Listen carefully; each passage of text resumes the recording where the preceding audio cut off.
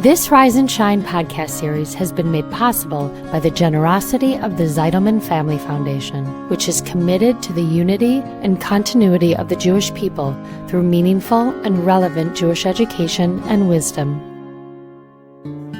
In the secular world, some say that coincidence is God's way of remaining anonymous. But as Jews, we know that God is intimately involved in our lives. If you truly believe in God's omnipotence and involvement in the world, then anything can happen.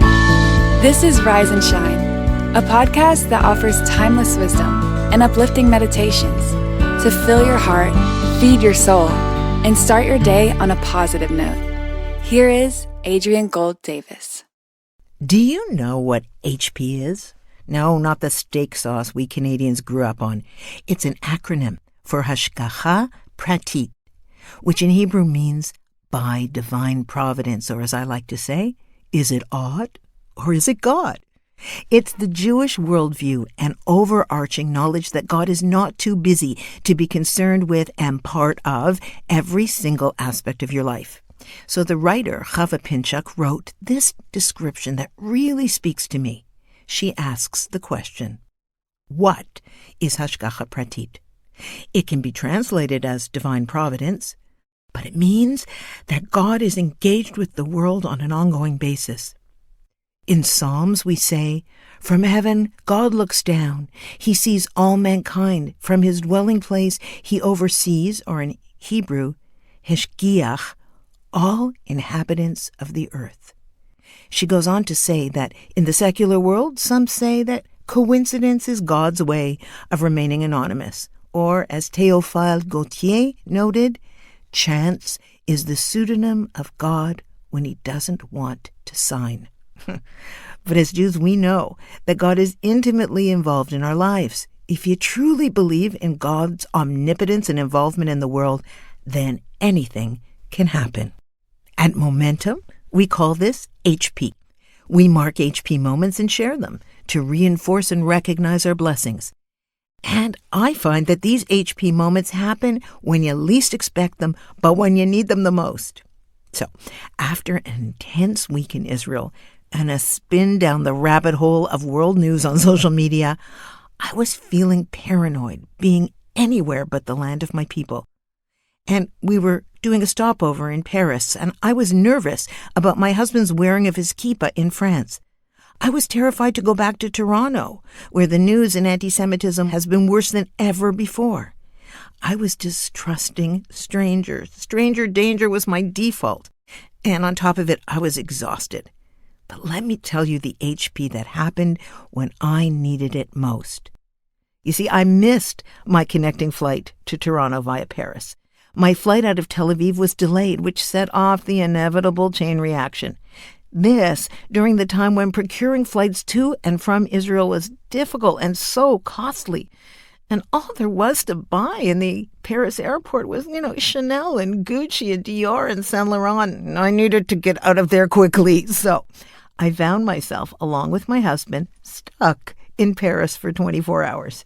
The airlines had someone meet us at the gate to take us to, of all places, a Holiday Inn by the Paris Charles de Gaulle Airport. Oh, no charming left-bank pension with a view of the Seine for us, no.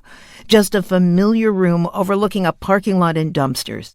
So naturally, we made the best of the day, by Ubering into the city and spending long hours walking, and then we sat and drank at cafes and watched the world go by.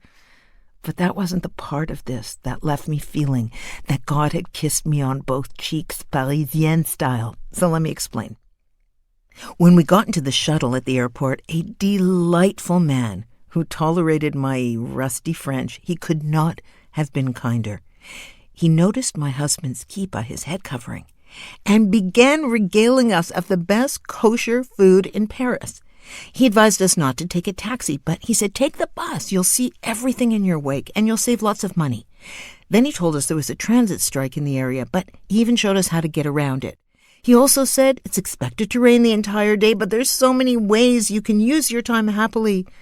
I had no euros on me, but I gave him an American dollar tip, and he promised to meet us in the morning to take us back to the airport. He told us where to eat if the airlines didn't end up sending our food as promised. He was our first kiss from God. What a mensch. My fear was diminishing. So we tried to find the kosher restaurants, but we got ourselves turned around, and we end up who knows where. But we were blissed out and half drunk on our vodka and grapefruit juices, and it was a perfect day, although by the end we were hungry and a little tipsy. And finally, we gave up looking for food, and we just returned to the hotel, and thankfully, the kosher food that the airlines promised to send had arrived. Oh, and by the way, it was the best and most delicious food. They sent breakfast, lunch, and dinner, replete with a kosher French cheese tray filled with perfectly ripe brie and other delights and sweet whipped butter and fresh jams. In short, they sent my fantasy food. And that was kiss number 2. Thank you, Hashem. The following morning, our French shuttle driver was even more enthusiastic and accommodating than even the day before. He wanted to hear all about our day. And then he told us what we just had to do when we came back. You are coming back, oui, he said. He told us about a Parisian neighborhood that we would love. He explained that it's populated by North African Muslims and Jews who longed for the culture that they had grown up in.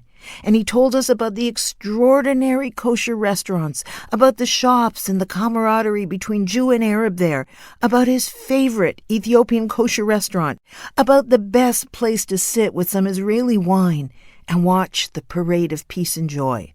My husband says to him then, when we come back, can we hire you to show us this town properly? The guy was delighted, and he agreed immediately. He handed Jason, my husband, his card, and Jason stuck it in his pocket as we arrived at the airport, shook hands with him, and looked forward to our next visit as our guide. So we entered the airport happy, and I was, of course, calmer and ready to go home strong and proud. And at that moment, Jason pulls his card out of his pocket and hands it to me to store. And the name on the card? Mohammed Ahmed Mohammed. Kiss number 3. Oh, Hashem, I so needed to believe again, as I always have, that there's hope for all of us, to focus on what unites us and not what divides us. I needed to tame my stranger danger in order to live a conscious but not paranoid life. I needed to believe that while life will never be the same after October 7th, that human beings can build bridges nonetheless. 3 kisses from heaven, 3 hashgacha pratit moments to take home on the long plane ride, which was in a middle seat in the back of the plane. But in that moment, I could have flown the plane myself. I was so clear who the ultimate pilot of the universe is. So I ask you, this week, can you walk clear-eyed through your days, keeping your eyes peeled for these moments of grace, those HP kisses that peek from behind the curtain? You know, someone once said, everything is hashgacha pratit, but it is only sometimes that we are fortunate enough to actually realize and appreciate God's hand in directing the world. Let's look harder. Let's trust the director.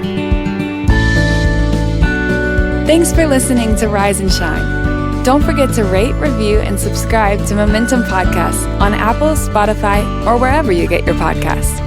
Join Adrienne again next time for more timeless wisdom and uplifting meditations that fill your heart, feed your soul, and start your day on a positive note.